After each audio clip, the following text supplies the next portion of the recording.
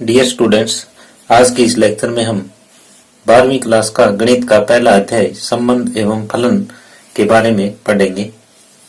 तो संबंध एवं फलन इसको पढ़ने से पहले हम 11वीं क्लास में एक बार पहुंचते हैं कि 11वीं क्लास में हमने संबंध के बारे में क्या सीखा था।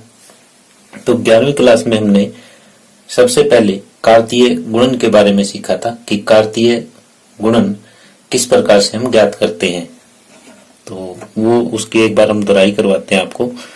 जैसे हमारे पास दो ऐरिक समुच्चय होते हैं कि 1, 2, 3 इसके ये अवयव हैं, और दूसरा ऐरिक समुच्चय है 7, 8, 9। हमने कोई दो ऐरिक समुच्चय ले लिए, तो इनका हमें कार्तीय गुणनफल ज्ञात करना है।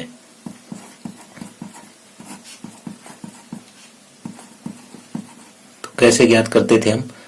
इसको a गुणा b से दर्शाते थे, और ये इस टाइप से कि पहला अवयव पहले इन तीनों के साथ क्रमित युग्म में आएगा, 1, 7, 1, 8, 1, 9। इसी तरह से दूसरा अवयव तीनों के साथ आएगा, 2, 7, 2, 8, 2, 9। इसी तरह से तीसरा अवयव भी तीनों के साथ आ जाएगा, 3, 7, 3, 8 और 3, 9। तो इस तरह से हम कार्तीय गुणन ज्ञात करते थे। तो यहाँ पे जो पहला अवयव है, पहला अवयव पहले समुच्चय का होता है,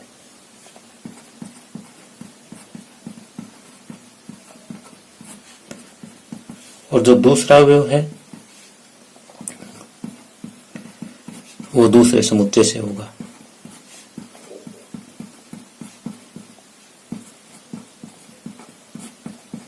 तो ये जितने भी क्रमित युग्म है सब में ऐसा ही है कि पहला अवयव पहले समुच्चय से है, दूसरा अवयव दूसरे समुच्चय से है, पहला अवयव पहले समुच्चय से, दूसरा अवयव दूसरे समुच्चय से है, सभी क्रमित युग्मों में। कार्तीय गुणन के बाद हम इस बात पे चलते हैं कि संबंध क्या होता है। संबंध क्या होता है? संबंध जो है वो हमेशा दो वस्तुओं के बीच में होता है। ये आपको विशेष तौर पे ध्यान रखनी है कि संबंध हमेशा दो वस्तुओं के बीच होता है।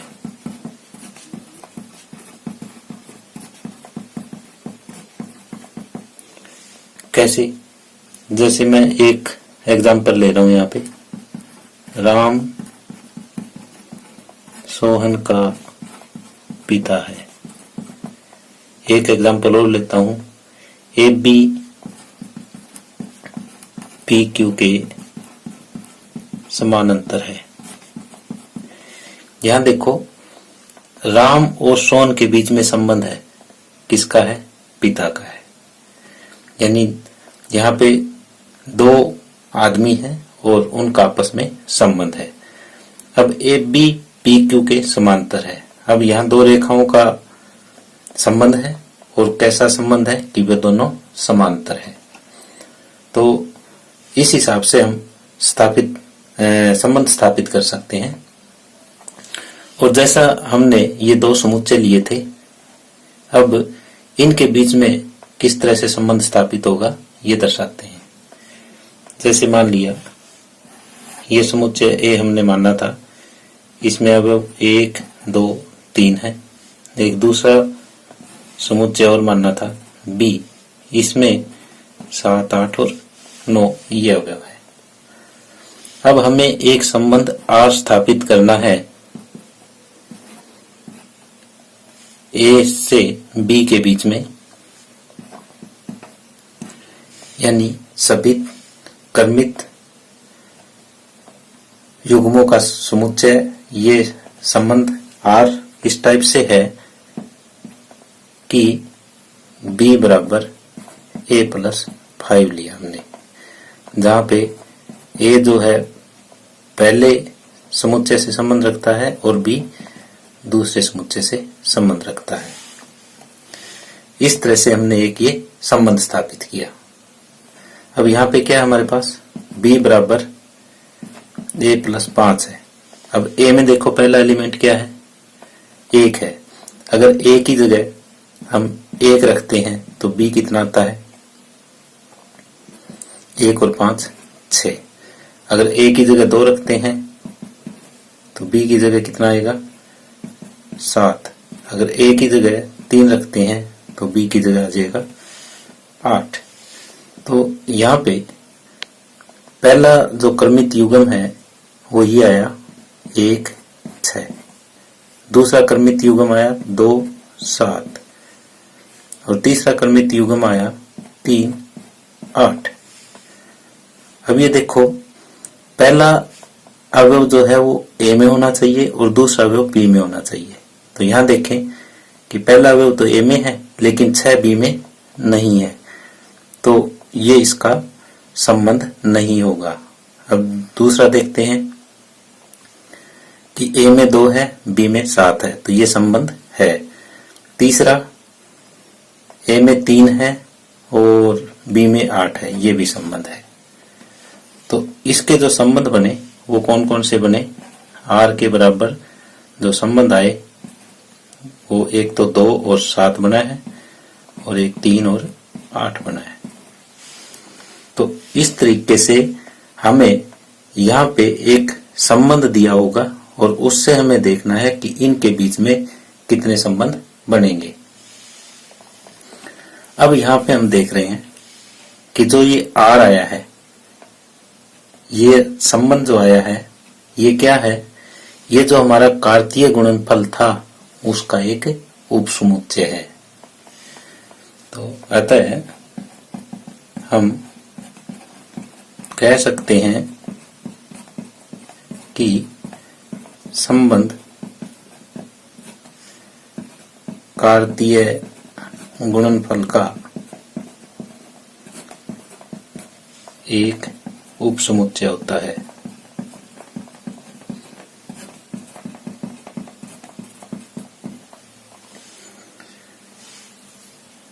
डियर स्टूडेंट्स, हमने 11वीं क्लास में भी संबंध पढ़े थे और अब 12वीं क्लास में भी पढ़ रहे हैं, लेकिन इन दोनों में डिफरेंस है।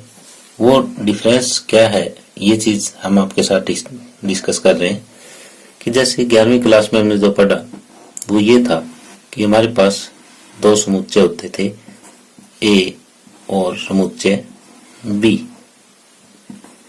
और जो हम संबंध स्थापित करते थे वो A के अवयवों का संबंध B के अवयवों से संबंध स्थापित करते थे।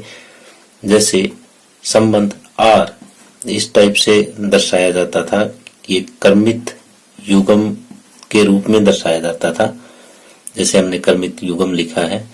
और इन दोनों अवयवों के बीच आपस में कोई संबंध होता था, जहां पे पहला अवयव पहले समुच्चय से होता था और दूसरा अवयव दूसरे समुच्चय से होता था। यानी पहला अवयव पहले समुच्चय से संबंध रखता था और दूसरा अवयव दूसरे समुच्चय से संबंध रखता था। लेकिन अब क्या है 12वीं क्लास में ये है कि हमारे पास B की जगह भी A है, समुच्चय B की जगह भी समुच्चय A ही है। यानी जो यहाँ पे अवयव है वो ही सेम अवयव यहाँ है, सिर्फ आपको इतना ही ध्यान में रखना है। तो यहाँ जो संबंध स्थापित होगा वो इस टाइप का होगा, वो क्रमित युग्म के रूप में तो होगा और इनका भी आपस में रिलेशन होगा, लेकिन ये दोनों के दोनों जो है ना वो A से ही संबंध रखते होंगे।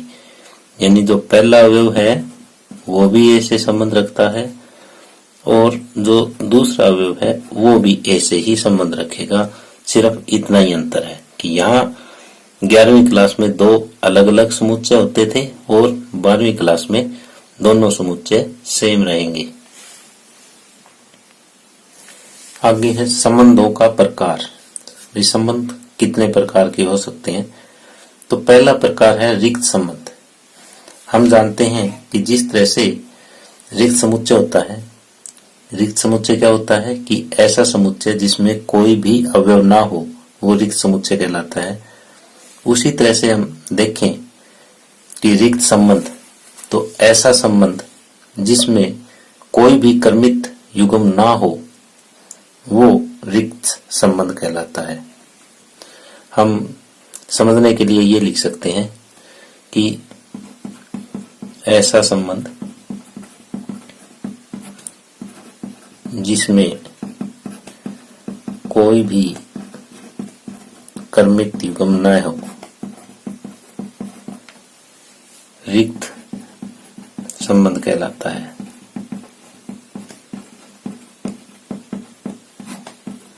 यानी इस परिभाषा को हमने समुच्चय की परिभाषा से जोड़ा है। जैसे रिक्त समुच्चय की परिभाषा होती है, उसी तरह से हम रिक्त संबंध की परिभाषा यहाँ पे बना रहे हैं। जैसे यहाँ पे पहले एक उदाहरण ले रहे हैं, फिर इसकी मेन परिभाषा पे पहुंचेंगे। उदाहरण में जैसे हमने ये एक समुच्चय ए लिया, 1 2 3 4, और इस पे हमने एक संबंध स्थापित किया ए बी, यानी यहाँ पे ए भी ए से संबंध रखता है, बी भी ए से ही संबंध रखेगा। और ये संबंध इस तरीके से स्थापित किया है कि जो ए और बी का अंतर है वो 10 होना चाहिए। तो यहाँ पे हमें ए में से ऐसे अवयव छांटने हैं जिनका अंतर 10 हो, यानी 1 1 का अंतर 10 नहीं हो सकता, 1 2 का भी नहीं हो सकता, 1 3 का भी नहीं हो सकता, 1 4 का भी नहीं हो सकता। इस तरह से ऐसा कोई भी कर्मित युग्म नहीं है जिनका अंतर 10 हो। जैसे सबसे बड़ा और सबसे छोटा भी हम लें और उनका अंतर करें तो वो 3 ही आता है, 10 नहीं आता। तो ऐसा कोई कर्मित युग्म नहीं है जिनका अंतर 10 हो। तो ऐसे केस में ये जो संबंध होगा ये रिक्त संबंध होगा। और इसकी परिभाषा किस तरह से लिखेंगे? इसकी परिभाषा को इस तरह से लिखेंगे, किसी समुच्चय ए में संबंध R,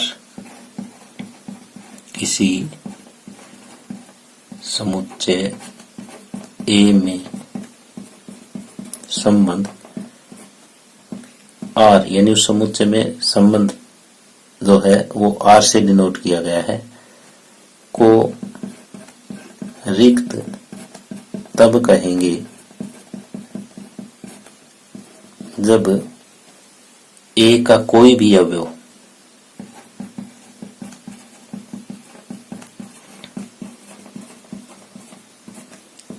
ए के किसी भी अवयव से संबंधित न हो।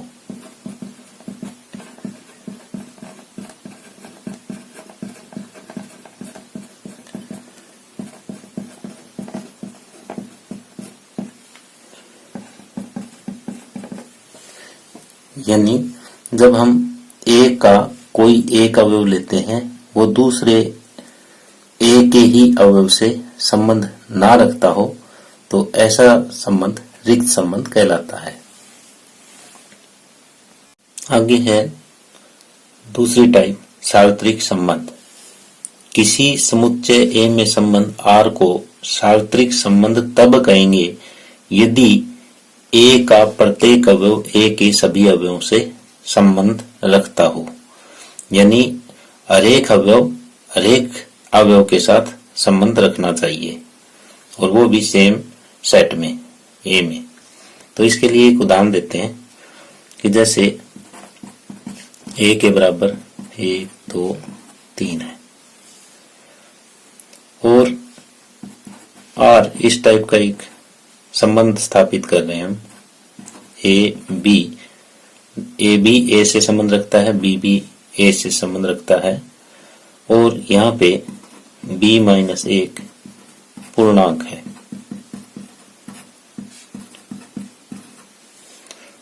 अब b-1 पूर्णांक है, यानी यहाँ पे जो हम क्रमित युग्म a और b का मान रखेंगे वो एक पूर्णांक होना चाहिए, वही हमारा संबंध है।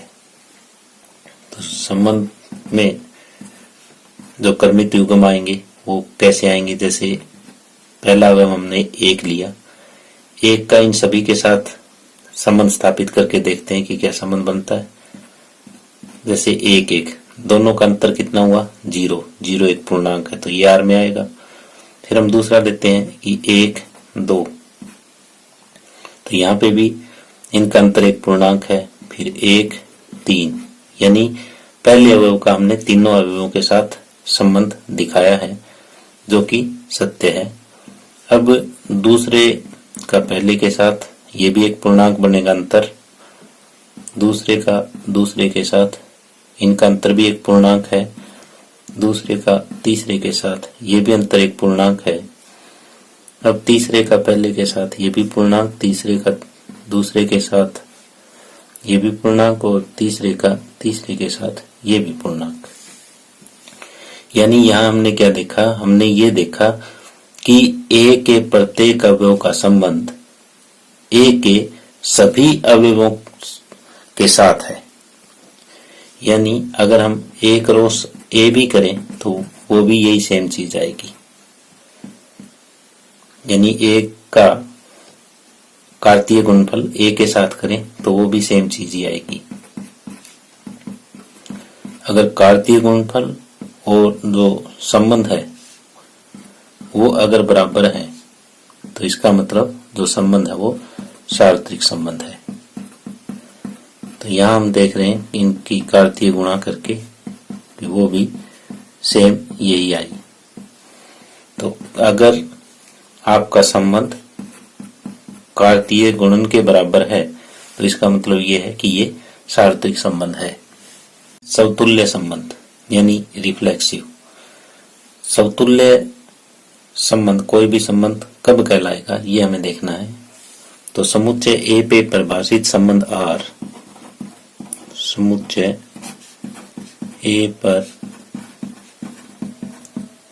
परिभाषित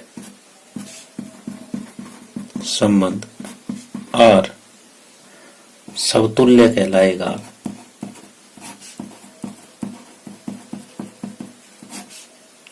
यदि प्रत्येक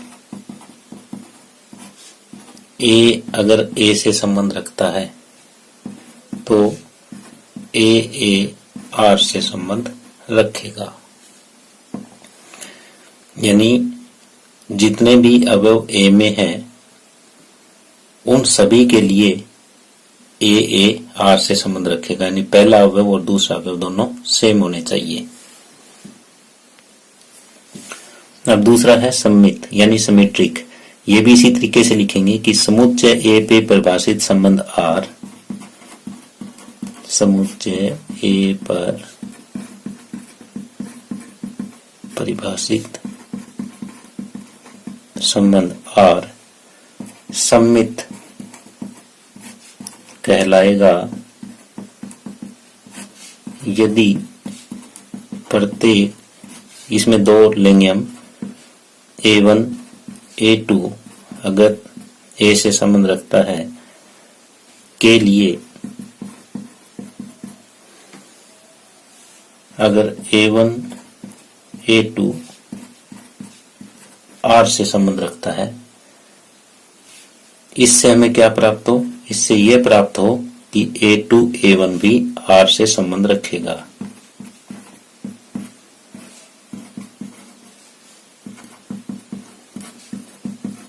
तो यानी अगर A1 A2 R से संबंध रखता है तो A2 A1 भी R से संबंध रखता होना चाहिए, तभी ये सम्मित है, अदरवाइज सम्मित नहीं है। अब तीसरा है सकारात्मक यानी ट्रांजिटिव। यही बात सेम यहाँ पे लिखेंगे जो परिभाषा शुरुआत करने की है कि समुच्चय A पर परिभाषित संबंध R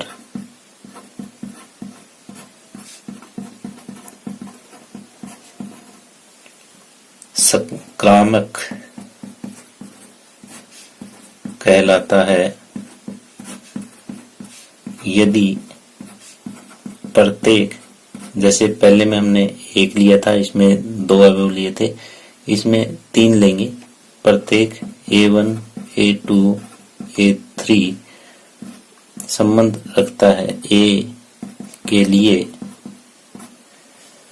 हमें A1, A2 R से संबंध रखता है तथा A2, A3 से संबंध रखता है।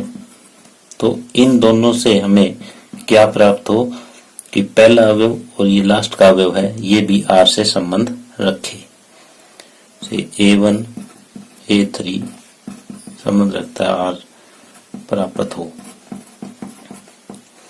यानी इसमें तीन अवयव हम लेंगे। पहला दूसरा R से संबंध रखता है, दूसरा तीसरा भी R से संबंध रखता है। तो पहला और तीसरा भी R से संबंध रखता होना चाहिए, तभी ये संक्रामक है, अदरवाइज संक्रामक नहीं है। अब हम एक उदाहरण लेते हैं जिसमें आपको ये तीनों परिभाषाएं समतुल्य, सम्मित और संक्रामक की क्लियर हो जाएगी। जैसे हमने एक समुच्चय A लिया और उस पे संबंध R इस तरह से दर्शाया है, तो पहले हम ये चेक करते हैं कि ये समतुल्य है, फिर ये चेक करेंगे कि ये सम्मित है कि नहीं है, फिर ये चेक करेंगे कि ये संक्रामक है कि नहीं है। तो पहले समतुल्य चेक करेंगे कि ये समतुल्य है या नहीं है। समतुल्य की परिभाषा क्या है कि प्रत्येक A अगर A से संबंध रखता है तो A R से संबंध रखता होना चाहिए। तो यहाँ A की जगह 1 है, 2 है, 3 है, 4 है, तो R में हमारा क्या होना चाहिए? R में 1 1 भी होना चाहिए, 2 2 भी होना चाहिए, 3 3 भी होना चाहिए और 4 4 भी होना चाहिए। अगर ये चारों चीजें हैं, जैसे A में 1 2 3 4 है, तो ये चारों इस तरह से अगर R में है तो समतुल्य है, नहीं तो समतुल्य नहीं है। चेक करते हैं। 1 1 भी यहाँ मौजूद है, 2 2 भी है, 3 3 भी है और 4 4 भी है। तो चारों यहाँ पे मौजूद है, तो इसका मतलब जो R है वो समतुल्य है, R समतुल्य है। अगर इनमें से एक भी नहीं होता, जैसे मान लिया कि ये 3 3 नहीं होता यहाँ पे, तो ऐसे केस में ये समतुल्य नहीं होता, क्योंकि प्रत्येक A के लिए सेटिस्फाई नहीं होता। अब हम सम्मित चेक करते हैं इसका।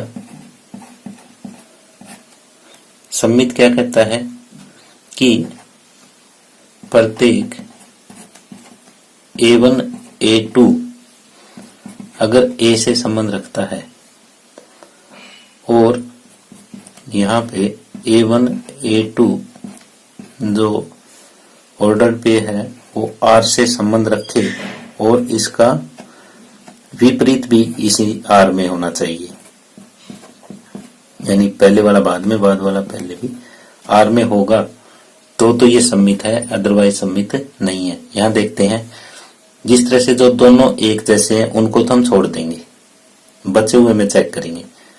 जैसे 1 2 हमारा R में है, तो ये होना चाहिए कि 2 1 भी R में हो,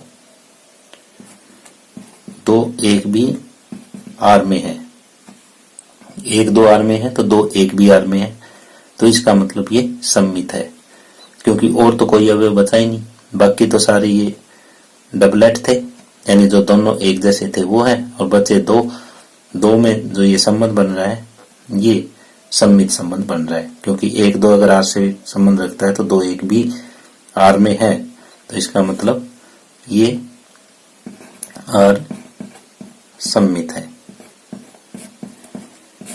तीसरा हम चेक करते हैं संक्रामक है कि नहीं है।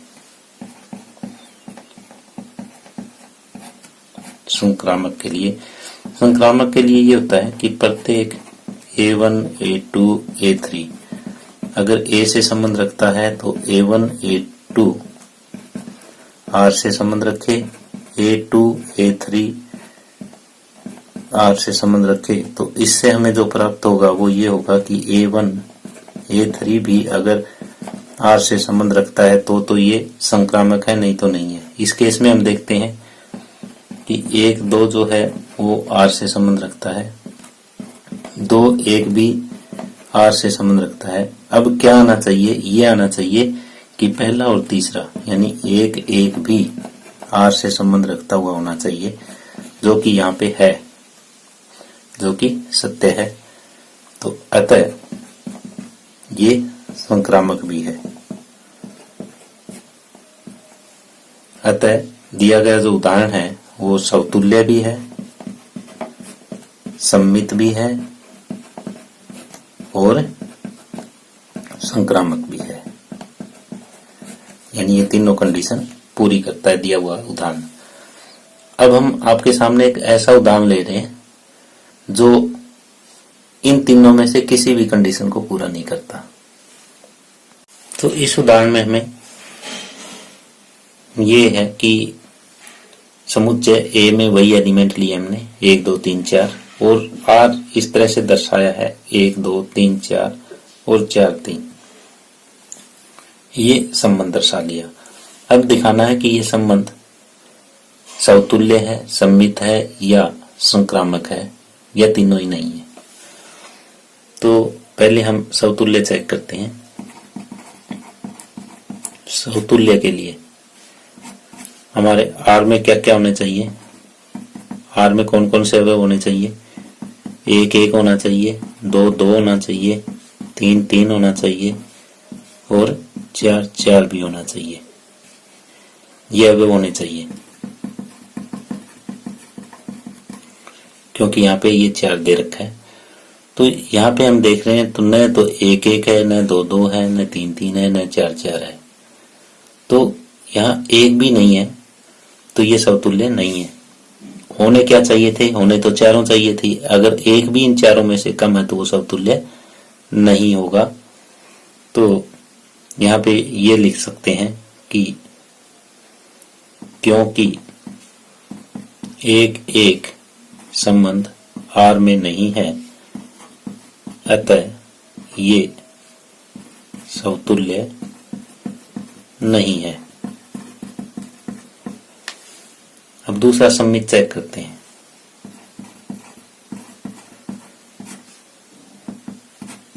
सम्मित चेक करने के लिए जैसे हमारे पास 1 2 R में है तो क्या होना चाहिए था, ये होना चाहिए कि 2 1 भी R में हो।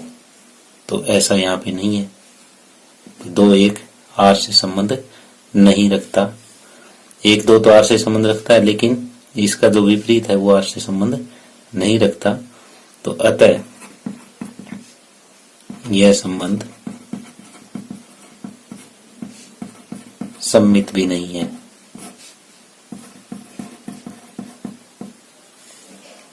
अब तीसरा हम लेते हैं संक्रामक। संक्रामक के लिए क्या करें, जैसे यहाँ पे हम देख रहे हैं 3 4 R में है और साथ में 4 3 भी R में है। तो संक्रामक क्या कहता है कि अगर ए बी R में है, बी सी R में है तो ए सी भी R में होना चाहिए, तो संक्रामक है, नहीं तो नहीं है। तो यहाँ से क्या होना चाहिए था, यहाँ से ये होना चाहिए था कि 3 3 यानी पहला और लास्ट ये भी कहाँ हो, R में होना चाहिए, लेकिन ऐसा नहीं है।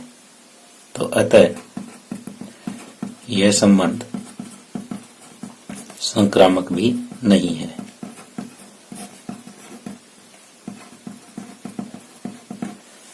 तो यहाँ पे हमने 2 उदाहरण लिए। पहला उदाहरण ये लिया था कि जिसमें हमारा जो संबंध था समतुल्य भी था, सम्मित था और संक्रामक भी था। और दूसरे उदाहरण में हमने ये लिया कि हमारा जो रिलेशन है वो न तो समतुल्य है, न सम्मित है और न ही संक्रामक है। आगे है इक्विवेलेंस रिलेशन। तो इक्विवेलेंस रिलेशन यानी तुल्यता संबंध। तुल्यता संबंध क्या होता है कि ऐसा संबंध जो समतुल्य भी हो, सम्मित भी हो और संक्रामक भी हो, तो वो संबंध तुल्यता संबंध कहलाता है। यानी इसकी परिभाषा कैसे लिखेंगे कि ए पे परिभाषित संबंध आर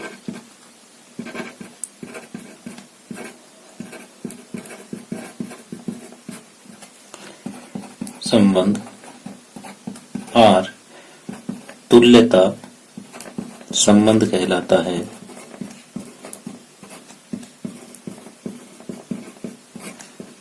यदि वह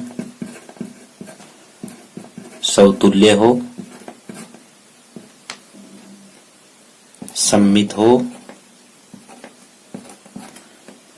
तथा संक्रामक भी हो।